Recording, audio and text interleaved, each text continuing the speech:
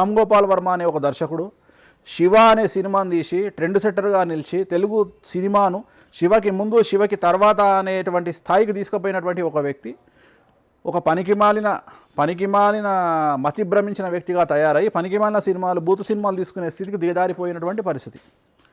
అంటే ఏం చేయాలో అర్థం కాక మీరు గతంలో అతను జాతకం చెప్పారు కదా, నేను ఆల్రెడీ ఒక 7 years బ్యాకే చెప్పిన రామ్ గోపాల్ వర్మ దుకాణం బంద్ అవుతుంది, వేస్ట్ రామ్ గోపాల్ వర్మ, అసలు రామ్ గోపాల్ వర్మకు అంత సీన్ లేదు, అసలు రామ్ గోపాల్ వర్మకు తలకాయ లేదు, తలకాయ మాత్రం ఉంది కానీ దాంట్లో గుజ్జు లేదు, ఎప్పుడు అయిపోయింది ఆ గుజ్జు, సర్కార్ సినిమాతోనే అయిపోయింది ఆ గుజ్జు, ఇప్పుడు లేదు. అనుకోకుండా నిన్న ఇంటర్వ్యూలో కూడా అడిగాను ఆ ప్రశ్న, మీరు వినే ఉంటారు. మీరు అంటే నాకు ఈ వేణుస్వామి ఎవరో తెలియదు అన్నాడు యాక్చువల్గా ఆయన. ఇప్పుడు రామ్ గోపాల్ వర్మ గుర్తింపు కోసం మనం ప్రాకలాడట్లేదు, రామ్ గోపాల్ వర్మకు వేణుస్వామి తెలవడం వల్ల లాభం లేదు. అంటే గోవిందలో మీరు ఉన్నారు కదా, నేను సెట్ ఇన్ఛార్జ్ ఉండడం కాదు, గోవిందా సెట్కు నేను ఇన్ఛార్జ్, వెంకటేశ్వర స్వామి సెట్కు నేను ఇన్ఛార్జ్. ఓకే, సో తెలియదు అని ఆయన చెప్పినంత మాత్రాన మనకు అయ్యేదేం లేదు. రామ్ గోపాల్ వర్మ అందరితో మాట్లాడతాడు, 10 నిమిషాలకి నాకు తెలియదు అంటాడు. ఓకే, సో రామ్ గోపాల్ అంటే అదే చెప్తున్నా కదా, మతి భ్రమించింది ఆయనకు. సో ఆయన గురించి తెలుగు మీడియా దిగజారి ఆయనను నెత్తికెత్తుకుంటుంది. కానీ రామ్ గోపాల్ వర్మ 3 నెలలు మర్చిపోతే తెలుగు మీడియా రామ్ గోపాల్ వర్మకు నెక్స్ట్ డే 3వ నెల తర్వాత 4వ నెల ఫస్ట్ రోజుకు తిండి కూడా ఉండదు. ఎందుకంటే ఈ మీడియా వల్లనే ఆ మాత్రమన్న సినిమాలు అబ్బు సినిమాలు నడుస్తున్నాయి. నిజంగా పక్కన పెడితే తెలుగు మీడియా పక్కన పెట్టినాడు. నిజంగా రామ్ గోపాల్ వర్మ నిజంగా తోపు అయితే అసలు బాంబేలో ఉంటాడు, ఇక్కడికి ఎందుకు వస్తాడు? పొద్దున్న లేస్తే టీవీ ఛానల్లో కరెక్ట్గా 9 hours మాట్లాడుకుంటాడు. పొద్దున ఒక ఛానల్ స్టార్ట్ చేస్తే రాత్రి 8 గంటల వరకు టీవీ ఛానల్లో కాఫీలు తావుడే ఇంకా ఆయన పని. నిజంగా పని ఉన్నాడు అని చేసుకుంటాడా? నిన్న మీరు నేను అడుగుతుంటే ఒక మాట అంటుండే, ఏమంటుండంటే నా గురించి చెప్పిన జ్యోతిష్యులు అందరూ పని లేకుండా ఉన్నారు, నేను మాత్రమే పని చేసుకుంటాను, నువ్వు చేసే పని ఏంది ఒకసారి చెప్పి ఒక మీడియాకి వచ్చి చెప్పు, నువ్వు చేసే తొక్కల సినిమాలు తీసేది భూత్ సినిమాలు GSTలు RSTలు తప్ప నువ్వేం సినిమా చేసినావు?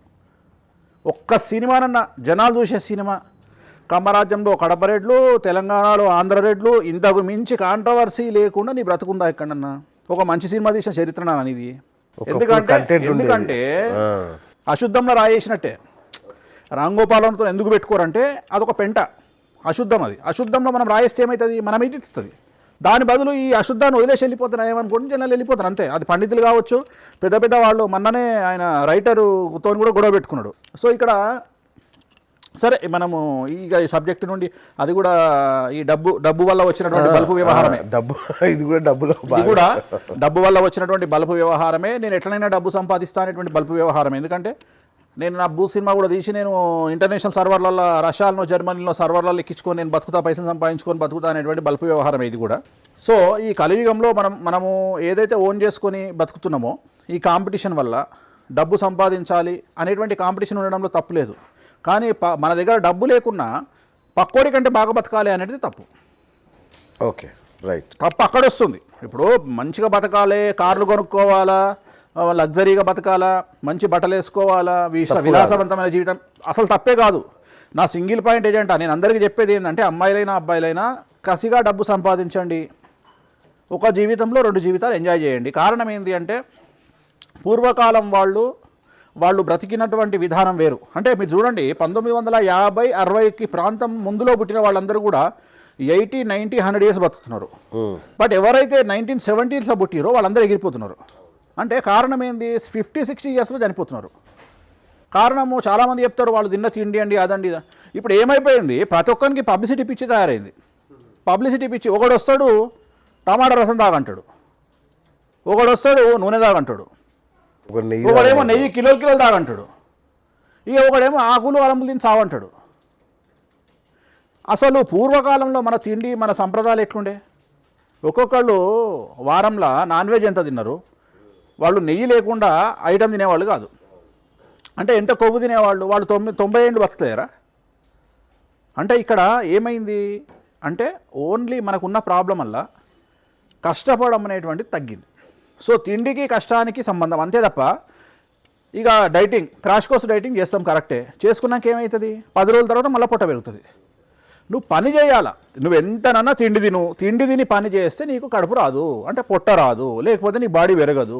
అది వదిలిపెట్టి నేను నెయ్యి తాగుతా నూనె తాగుతా నాకు తగ్గుతుంది అంటే సైంటిఫిక్గా అసలు ఎట్లా అది ప్రూవ్ అవుతుంది?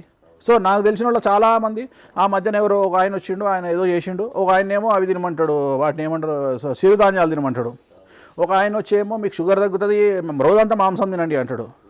సో ఎవ్వరికి తోచింది వాళ్ళు ఇది ఏంది అంటే వాళ్ళ పబ్లిసిటీ కోసం వాళ్ళు చెప్పుకుంటారు, సహజం. కిషోర్ అని మా బ్రదర్ ఉన్నాడు, ఇలా డైట్ చేసి మొన్న అర్ధరాత్రి సడన్గా ఫిట్స్ వచ్చి పడిపోయాడు, హాస్పిటలైజ్డ్, ఒక 10 లక్షల ఖర్చు వచ్చింది. సరే దీన్ని పక్కన పెడదాము, సైంటిఫిక్గా మనం లైపో గురించి మాట్లాడుకుంటాము. లైపోసెక్షన్ లేదా బేరియాట్రిక్ సర్జరీ వల్ల ఏం జరిగింది? ఇంకా 10 సంవత్సరాలు బ్రతికి తెలుగు ఇండస్ట్రీని ఎక్కడికో తీసుకుపోవాల్సినటువంటి దాసనారాయణరావు గారు చనిపోయారు. అన్యాయం. ఒకవైపు ఆర్తి అగర్వాల్ చనిపోయింది. అంతా ఎందుకు? మీకు చాలా ఆత్మీయుడైనటువంటి ఒక వ్యక్తి ఆపరేషన్ చేయించుకొని 2 సంవత్సరాల పాటు బెడ్ రిడన్ అయ్యి నరక యాత అనుభవించాడు. కెరియర్ కోల్పోయి మంచి పీక్లో ఉన్నటువంటి యాంకరు కెరియర్ కోల్పోయాడు. వాస్తవం, నిజం. మళ్ళీ మీరే లైఫ్ ఇచ్చే పరిస్థితికి వచ్చింది. అంటే ఇవన్నీ కూడా కలియుగంలో పబ్లిసిటీ పిచ్చి ఎక్కువైపోయింది. అంటే మనం రామ అంటే ఎవడు పట్టించుకోడు కాబట్టి రాముని తిడితే పట్టించుకుంటారు. అవును. సో మనం తిడదాం అంటే ఏదైనా చేసి బాగా పబ్లిసిటీ పిచ్చి వచ్చింది జనాలకి.